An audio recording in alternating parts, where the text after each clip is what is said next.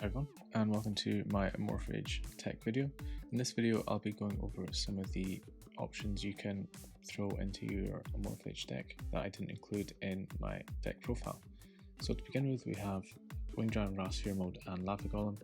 Amorphages don't usually need the normal summon and they struggle going second, so these two help fix that issue. Next we have Odd Eyes Phantasma Dragon. It's a good scale 0 and its pendulum effect helps you reconfigure your scale by discarding cards you don't need from the hand. Next we have the Gamma package. This deck does a lot of searching with Extravagance and Revolution featured in the deck profile video, so Gamma is definitely a good defensive and offensive option for the deck.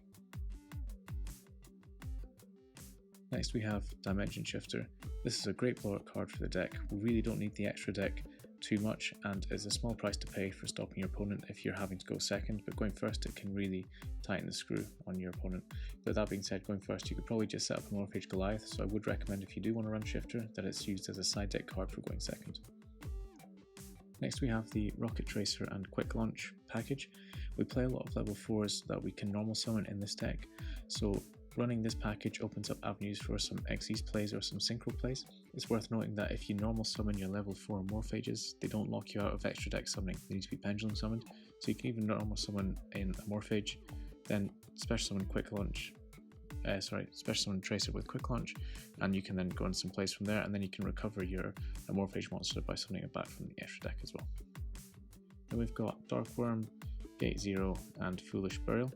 This is a package that is often seen in Amorphage decks, so what Dark Worm does is he can special summon himself from the grave if he's the only monster you control, and if he's normal or special summoned he searches Gate, which is a really nice scale 0. So you often see Dark Worm played at 3, Foolish Burial at 1 and Gate at 1 as well. Then we have Magical Abductor. This just gives you a generic search after you get 3 spell counters on it, and it gets 3 spell counters for each spell that's activated while it's on the field, so this includes your pendulum scales as well, which is quite nice. It's more effective in heavier spell builds, but it can still be pulled off in the deck that I showed. I'd recommend probably running this at 1 or 2. Next we've got Lecter Pendulum, the Draco Overlord. His skill works well with Amorphages, as he's a scale 5 and our Amorphage monsters are level 2 and 4, well, most of them at least, and he may see play in this deck if Pendulums become meta again, as he's very good against Pendulum matchups. Now this next card, I'm not 100% sure on if I'm right, but I'm fairly certain his effect can protect your scales from their own effect, so if someone can figure out a way to get him on the field reliably, or a card like him, then that would really help the deck a lot. Oh, I should say his effect means that spells and traps you control cannot be destroyed by card effects. Next we've got Tenko Sekka. You don't need the normal summon again in this deck, so this is a very powerful card going second against back row decks, and it's also level 4, which can sometimes come up if you have a special summon that's not an Amorphage. We then have the last monster in this list, and this is Amorphactor Pain, the Imagination Draco Overlord. So this is an Amorphage card that you can summon using the field spell. His effect is amazing, as he negates all extra deck monster effects except for Pendulum and Link monsters, and your opponent also skips the next main phase once, so it protects you from the OTK. It's just really hard to summon in this deck, as you have to open a very specific order of cards to get it off. Next we've got Called by the Grave. This just helps you draw from your searches to make sure you don't get hand trapped. We've then got Dark Hole, Raigeki, Lightning Storm, Harpy's Feather Duster, and Evenly Matched as blowout cards for going second. All of these are really useful. I'd recommend you run Raigeki if possible, Lightning Storm, and Evenly Matched. Evenly Matched is probably the best one, as if you pair it with Dark Ruler No More, you can get rid of any board, whether or not it's back row or a combo deck as well. Then we do have Dark Ruler No More. You pair this, as I said, with any of the cards beforehand and you've got great winning chances going second, which is something this deck really does struggle with.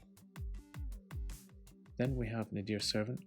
We don't use the extra deck, so the Dogmatica engine can really raise the ceiling of this deck, and going first we can also just normal summon the Ecclesia, as we often won't have an extra monster in grave, so even though we might not get the full use of it going first, we can still get some utility out of it, as we can get maybe a search with punishment, send Titaniclad, and then add Fleur de Lis at the end of the turn as well, so it just gives the deck a few more options, a bit more power as well.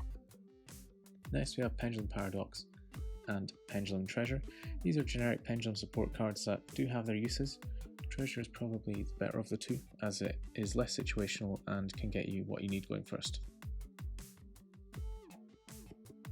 Then we have Pot of Desires, Prosperity, Pot of Riches, and Upstart's Goblin. These are just generic draw spells that can be played in the deck instead of Extravagance or alongside as well.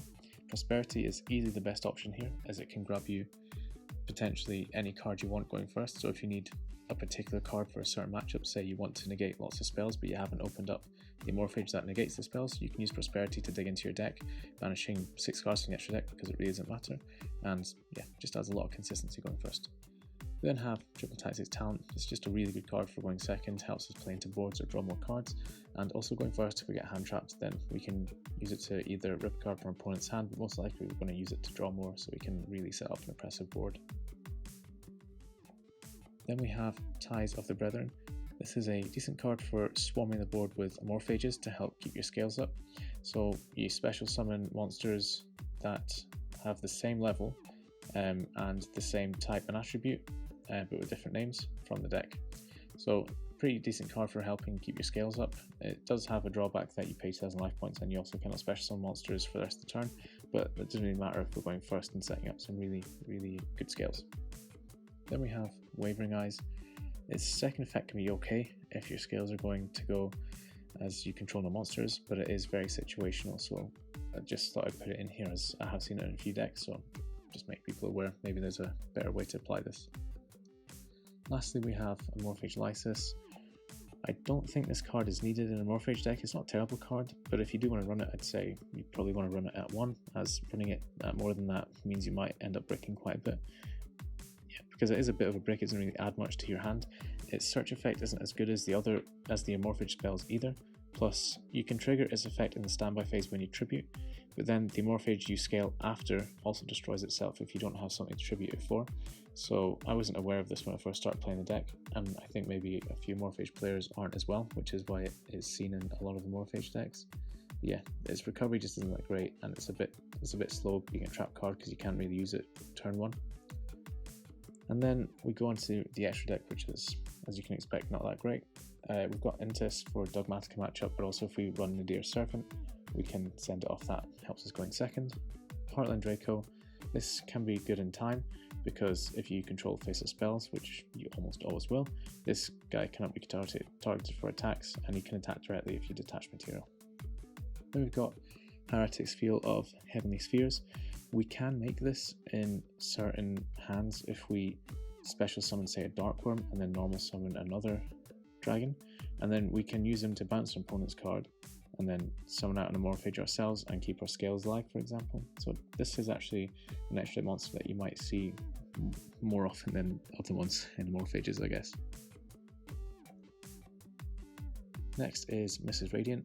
This just requires 2 Earth monsters. Its generic Earth support just kind of boosts the attack and defense of your Earth monsters and maybe helps with a little bit of recovery.